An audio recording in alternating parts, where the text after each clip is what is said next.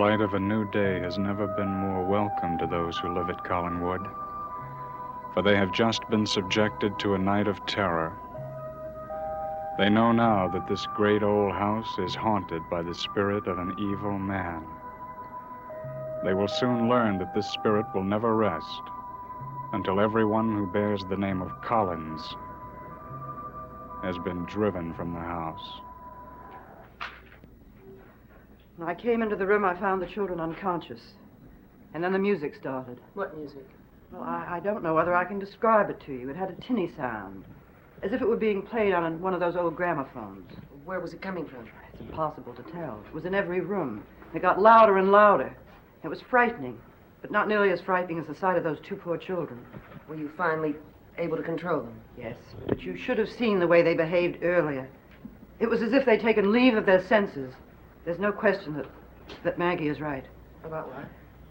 There's a ghost in this house, and he's taken possession of the children. And he's using them to terrify the rest of us. Oh, where is Professor Stokes? He said he'd be here at 10 o'clock. Well, I'm sure he'll get here soon. But before he does, I want to say that I think that Maggie is only half right. What do you mean? I think the children are possessed, yes. But not by one ghost, by two.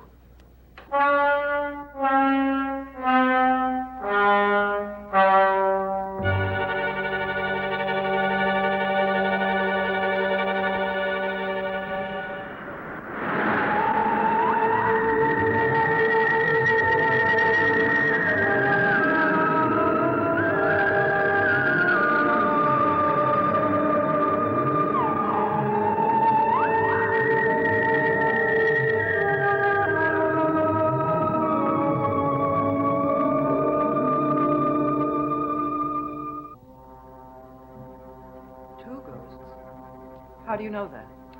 Barnabas and I saw a strange woman in the house one night. We followed her to Chris's cottage. When we got inside the cottage, she had vanished. But the next night, Chris saw her, too. Why didn't you tell me this before? Mrs. Stoddard, would you have believed me if I had told you that there was a woman that was a ghost in your house? Before last night. Perhaps not.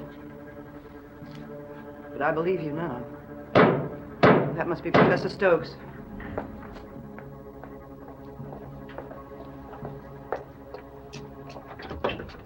Good morning, Professor. Good morning.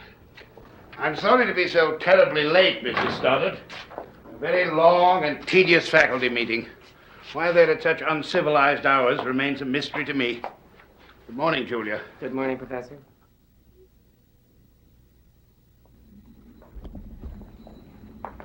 Yes. Yes, a definite change. What's the matter, Professor? The very atmosphere in this room has changed. Well, compared to last night, it's completely normal now. Take my word for it.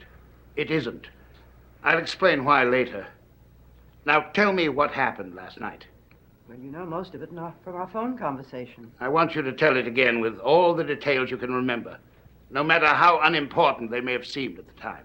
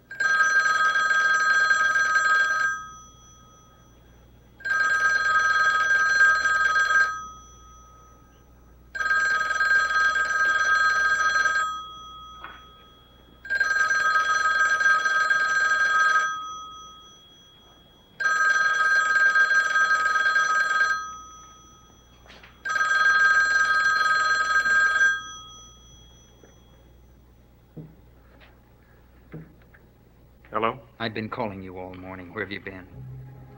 Well, I've been out working the grounds. I was under the impression that you weren't working on the estate yet. Well, you were wrong.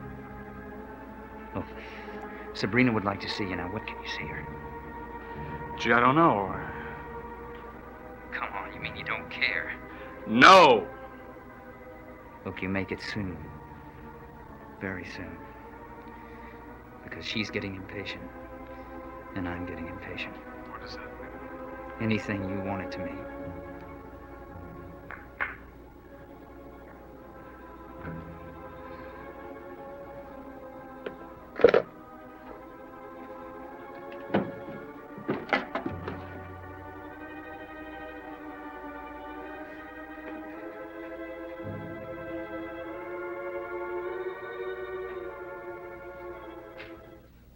So, Miss Evans and Mrs. Johnson are both convinced the children are aware of these apparitions.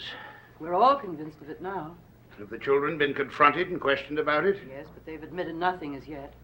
That's hardly surprising. They stubbornly insist that we're the ones who are imagining things. It's not their stubbornness we have to contend with, Mrs. Stoddard. I can assure you that the disturbances in this house last night were not a product of your imagination. Any more than what I can sense in this house now is a product of mine. Well, what is it you sense? There is a supernatural presence here. I could sense it at the first seance a few months ago. Last week at the second seance, it was stronger. Now it is like that music you heard last night. One cannot pinpoint the source of it because it is everywhere. What can be done about it? I don't know yet. The overall behavior of the children is the most disturbing aspect of all this. Why? Because it exhibits all the classic symptoms of true possession. And you think Maggie Evans is right?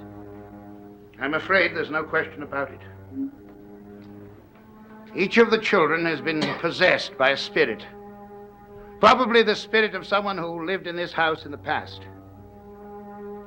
Tell me, are there still times when the children revert to their normal behavior? Yes, but we can't get anything out of them then either. The important thing is that the possession is not yet complete. You mean it could be?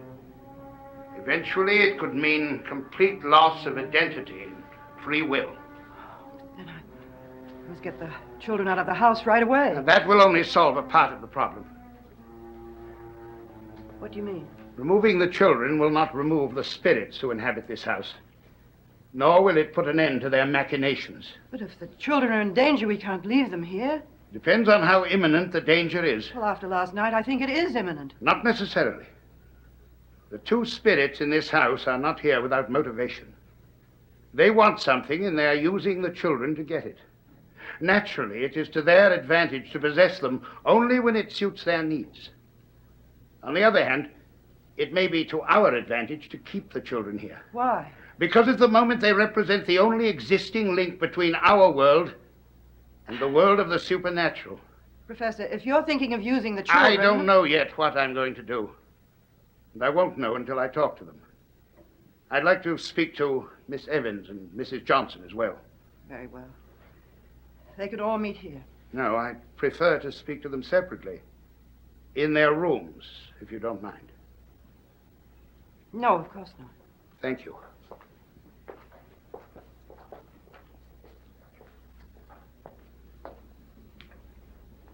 Julia, he is a cautious man, isn't he?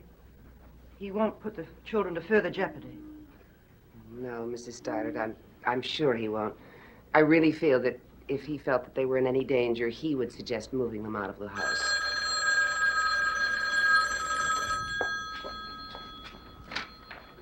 Hello? Mrs. Stoddard, this is Chris Jennings. Is Barnabas or Dr. Hoffman there? Just a moment. It's Chris Jennings for you. Yes, Chris? Julia, I have to see you right away. Can you come down to the cottage? Well, can it wait a little bit? Something's happened here. and Well, I- I hate to disturb you, but I think it may be an emergency. Why? What's happened? Nothing yet, but there may be someone who knows about me. I'll get there as soon as I can.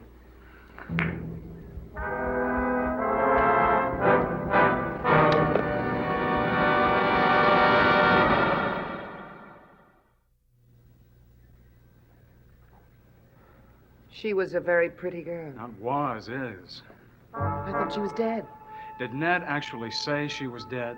No, but he kept referring to her in the past tense. I think he just may have wanted you to think she was dead. But why? I don't know. I don't know what he's after. I don't know what he wants with me. Well, how did you find out that she's still alive? He came over to Collinwood yesterday. Not only is she alive, she's in town. Well, why didn't you tell us that yesterday? Well, you know, I just got panicky when I heard about it. Because that you think that she may know about you. Of course she knows about me. Didn't Barnabas tell you what happened the last time I saw Sabrina? Yes, she witnessed one of your transformations. So she does know about me. There's no question of it. Now, wait a minute, Chris. We've got to think this through rationally. Think it through rationally. What is there to think about? I remember what happened. I remember it quite vividly. That isn't possible. You told me yourself that when the transformations happen, you black out. Yeah. Now, isn't that true? Then you don't know what happened to Sabrina after the change. She was in the same room with me. Now, how could she have gotten out of there alive? Obviously, she did. Then she knows about me and she can identify me. Well, not necessarily. How can you say that? Because if it were simply a case of her identifying you, then Ned Stewart's behavior doesn't make any sense. After he found you, why didn't he have you arrested and have Sabrina tell the police everything? I don't know. Neither do I. Chris, when you saw him yesterday, did he tell you why they're here? No, that's what's so upsetting about the whole thing. I couldn't get a straight answer out of him for any question I'd ask. Well, what did he say? He just said she was in town and he wanted me to see her. Which poses another question. Why didn't he bring her here to see you? I didn't even ask him that. Chris, I'm afraid the only way you're going to find your answers is one way. You think I've got to go on in and talk to her? Yep. I can't, Julia. I just cannot face her again. I'm afraid you really don't have much choice. If you want any peace of mind, you've got to find out why they are here.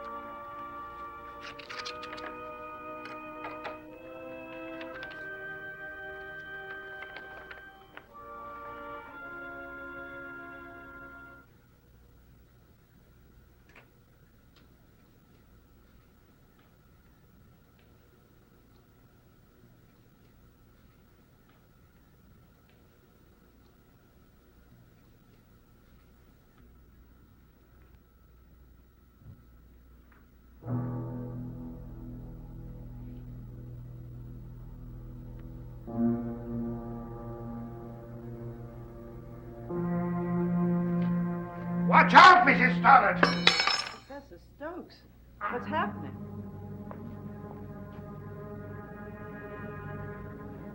Very nearly killed. But how? There was no one else in the room. The letter opener doesn't move by itself, Mrs. Stoddard. Tell me, where does that panel lead to? Somewhere in the West Wing, I think. As far as I know, it hasn't been used for years. I suspect that children have been using it recently. Why, did they tell you that? No? You have talked to them, haven't you? Yes, and to Miss Evans and Mrs. Johnson. And what did you decide? That we have a great deal more to worry about than the children. I don't understand. I am now convinced, Mrs. Stoddard, that every life in this house is in danger. Chris, I'm sorry, but I think the only answer is to call Ned Stewart and tell him you'll come and see him. I'm afraid, Julia. I'm afraid of what I'll find out. And what will you be if you don't go?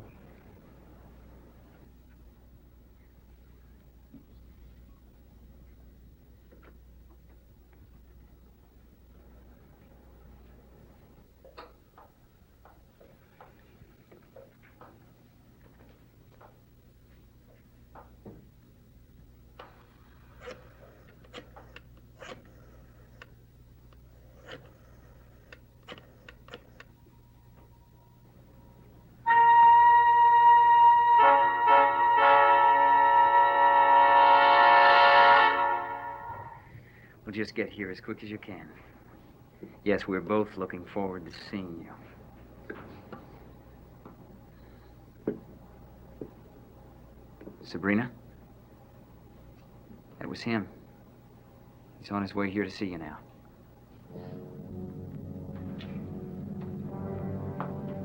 Did you find anything?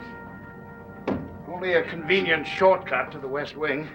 What makes you think the children have been using the panel? Miss Evans told me about a time when the children came into this room and disappeared. The only other way out was the window. She said that was locked on the inside.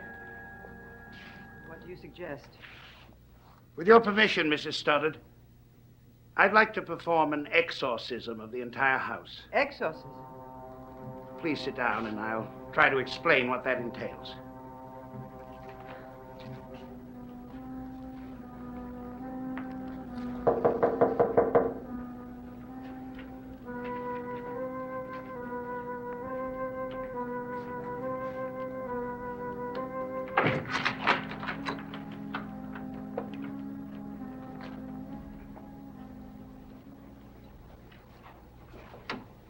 I was expecting you to come here alone.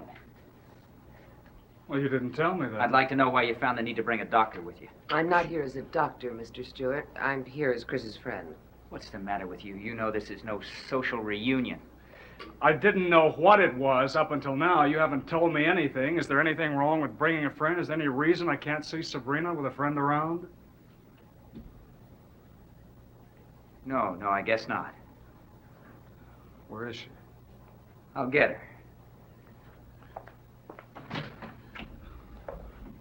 I don't think I'm going to be able to go through with it. Well, it's too late to turn back now.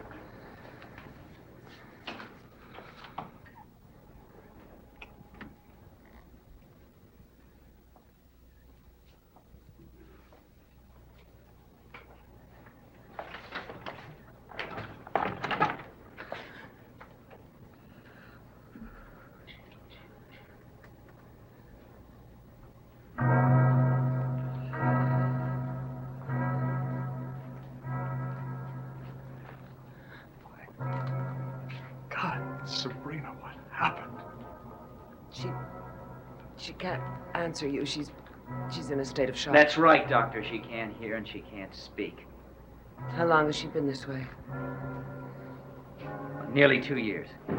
Do you know what caused it? If I did, I wouldn't be here. What do you mean?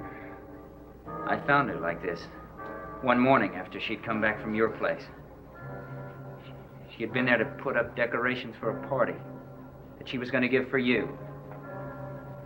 You were supposed to be out of town. But I don't think you were. I think you were there when she arrived, and I think you know what happened to her.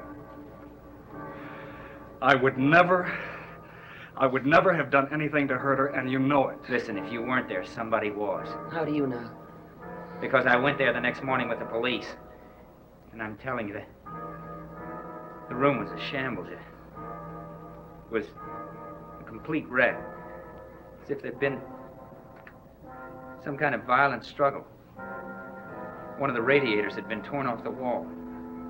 Was Sabrina physically hurt? No. No, every doctor who examined her couldn't find anything physically wrong with her. But they all agreed if she could see you again. If she could see me. That's right. She can see. Did I say she couldn't hear?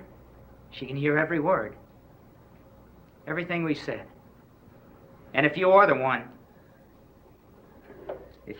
who was in that room, it's just possible that seeing you again might snap her out of it.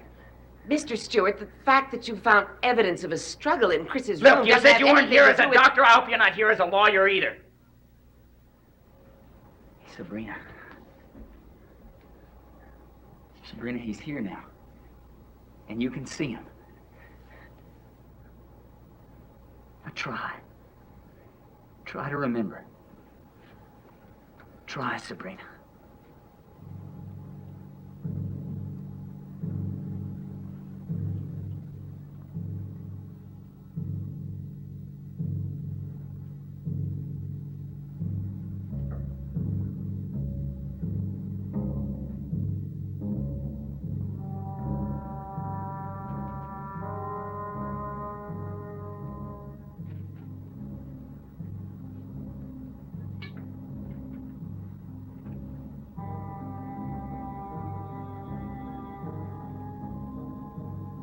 Her hand. It moved. It moved. What is it? Oh, Sabrina, what is it?